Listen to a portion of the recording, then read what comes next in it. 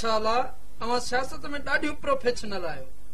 अवां हिकिड़ी ॻाल्हि कंदुसि, प्रोविंशियलिज्म की बात करना। बिल्कुल प्रोफेशनल ही ॻाल्हि कबी।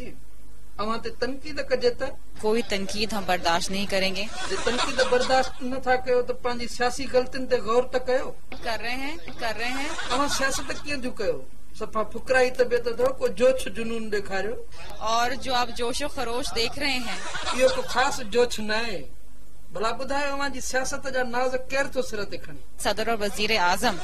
अवां जी सियासत जा मदाह किथे घणा आहिनि? सिंध में। बस छॾियो सियासत खे, वठूं था सकाफ़त खे। साहिब सिंध जी मेरा ख्याल है कि इसकी मिसाल नहीं दी जा सकती।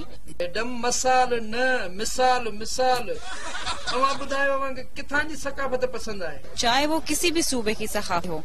मिसाल खे मसाल ऐं सकाफ़त खे सखाफ़त।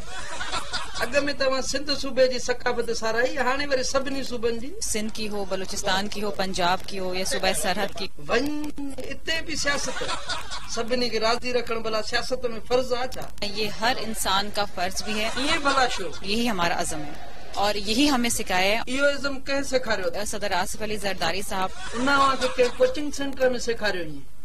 इहो सिख्या घर किथे आहे? अफगानिस्तान। सिख्या घर अफगानिस्तान में ऐं सेखारींदड़ सदर आसिफ अली ज़रदारी। इहो मौक़ू छा जी अलामत आहे?